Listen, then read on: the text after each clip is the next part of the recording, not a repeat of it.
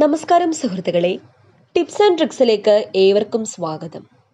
1-2 ദിവസമായിട്ട് നമ്മൾ ചർച്ച ചെയ്തുകൊണ്ടിരിക്കുന്ന ഒരു വിഷയമാണ് ഇന്ന് ഞാൻ എടുത്തിരിക്കുന്നത്.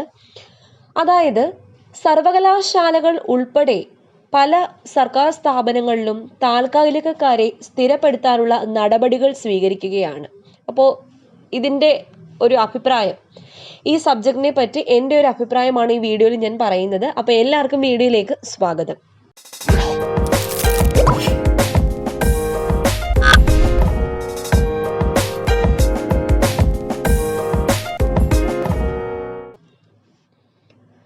അപ്പോൾ സർവകലാശാലകളിലാണ്, യൂണിവേഴ്സിറ്റീസിലാണ് ഇപ്പോൾ താൽക്കാലികക്കാരെ സ്ഥിരപ്പെടുത്താനുള്ള നടപടി സ്വീകരിച്ചിരിക്കുന്നത്. PSC നടപടികൾ വൈകുന്നത് മറയാക്കി സർവകലാശാലകളിൽ താൽക്കാലികക്കാരെ സ്ഥിരപ്പെടുത്താനുള്ള നീക്കം നടക്കുകയാണ്.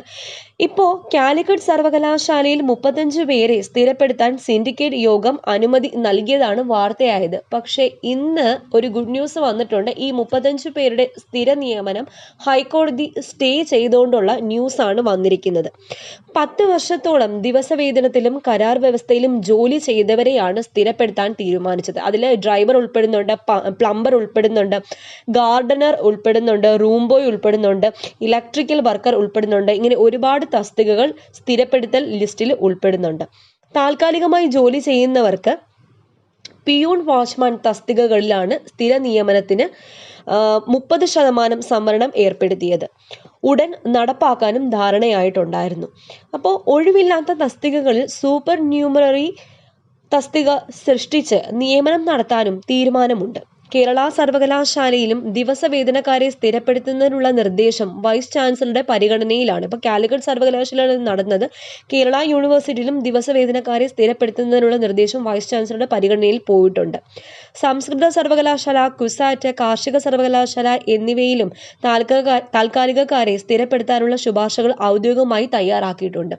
അപ്പോൾ PSCക്ക് വിട്ടുകൊടുക്കാത്ത അല്ലെങ്കിൽ താൽക്കാലികമായി എടുക്കുന്ന ആൾക്കാരെ 10 വർഷം തികയുന്ന വേളയിൽ സ്ഥിരപ്പെടുത്തുന്നത് പണ്ട് മുതൽക്കേ നടന്നു വരുന്ന ഒരു ആചാരമാണ്.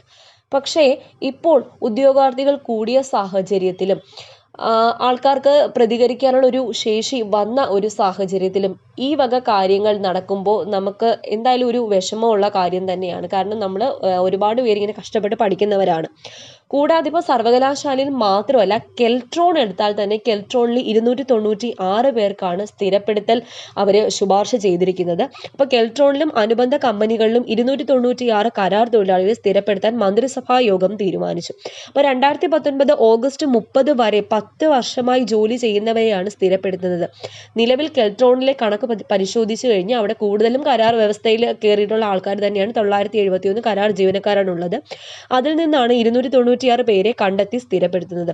മുമ്പ് പലതവണ ഇതിനുള്ള അനുമതി തേടിയെങ്കിലും അധിക സാമ്പത്തിക ഭാരവും നിയമ തടസ്സവും ചൂണ്ടിക്കാട്ടിയാണ് ഈ തീരുമാനം മാറ്റിവെച്ചത്. പക്ഷേ ഇപ്പോൾ ആ ഒരു തീരുമാനം നടപ്പാക്കാൻ വേണ്ടിയിട്ട് മന്ത്രിസഭാ യോഗം തീരുമാനിക്കുകയുണ്ടായി. കൂടാതെ കില എന്ന് പറയുന്ന മുളങ്കുന്നത്തുകാവിൽ സ്ഥിതി ചെയ്യുന്ന തദ്ദേശ ഭരണ വകുപ്പിന് കീഴിലുള്ള കേരള ഇൻസ്റ്റിറ്റ്യൂട്ട് ഓഫ് ലോക്കൽ അഡ്മിനിസ്ട്രേഷനാണ്. അവിടെ 10 പേരുടെ സ്ഥിരപ്പെടുത്തൽ മന്ത്രിസഭാ യോഗം അംഗീകരിച്ചു. അതിൽ ലെക്ചറർ വരുന്നുണ്ട്, അസിസ്റ്റന്റ് വരുന്നുണ്ട്, DTP ഓപ്പറേറ്റർ വരുന്നുണ്ട്, MTS മൾട്ടി ടാസ്കിംഗ് സ്റ്റാഫ് വരുന്നുണ്ട്. ഇവരെയൊക്കെ സ്ഥിരപ്പെടുത്താൻ വേണ്ടിയിട്ട് അംഗീകരിക്കുകയുണ്ടായി. അപ്പോൾ ഈ ഇങ്ങനെയുള്ള ഒഴിവുകൾ PSCക്ക് റിപ്പോർട്ട് ചെയ്യുന്നില്ല എന്നുള്ളതാണ് വാസ്തവം. 35 താൽക്കാലികക്കാരെ കാലിക്കറ്റ് സർവകലാശാല സ്ഥിരപ്പെടുത്താനുള്ള നീക്കം നടന്നു എന്നൊരു ന്യൂസ് വന്നപ്പോഴാണ് ഈ ഒരു വാർത്ത ജനശ്രദ്ധ ആകർഷിച്ചത്. അപ്പോൾ യൂണിവേഴ്സിറ്റികളിൽ അസിസ്റ്റന്റ്, കമ്പ്യൂട്ടർ അസിസ്റ്റന്റ് എന്നീ തസ്തികകളിൽ PSC വിജ്ഞാപനം പ്രസിദ്ധീകരിച്ച് നിയമനവും നടത്തി തുടങ്ങി. 3000-ഓളം പേർക്ക് 2 തസ്തികകളിലുമായിട്ട് നിയമന ശുപാർശയും ലഭിച്ചു. ഈ തസ്തികകളുടെ 2ാം ഘട്ട നിയമന നടപടികളും ആരംഭിച്ചിട്ടുണ്ട്. എന്നാൽ ലാസ്റ്റ് ഗ്രേഡ് ഉൾപ്പെടെയുള്ള ബാക്കി തസ്തികകളിലേക്കുള്ള നിയമന നടപടികൾ എങ്ങും എത്തിയിരുന്നില്ല. ഇപ്പോൾ ഇതിലേക്കുള്ള നിയമന ചട്ടങ്ങൾ തയ്യാറാക്കിയിട്ടുണ്ട്. 2020 ഈ തസ്തികകളിലേക്കുള്ള വിജ്ഞാപനം പ്രസിദ്ധീകരിക്കാൻ PSC തീരുമാനിച്ചിരുന്നതുമാണ്. എന്നാൽ സർവകലാശാലകൾ ഒഴിവുകൾ റിപ്പോർട്ട് ചെയ്യാൻ വൈകിയ സാഹചര്യത്തിലാണ് വിജ്ഞാപനം നീട്ടിവെക്കുന്നത്. അപ്പോൾ ഇതൊക്കെ കൊണ്ടാണ് വിജ്ഞാപനങ്ങൾ വരാത്തതും നിയമനങ്ങൾ നടക്കാത്തതും എന്നാണ് എനിക്ക് തോന്നുന്നത്.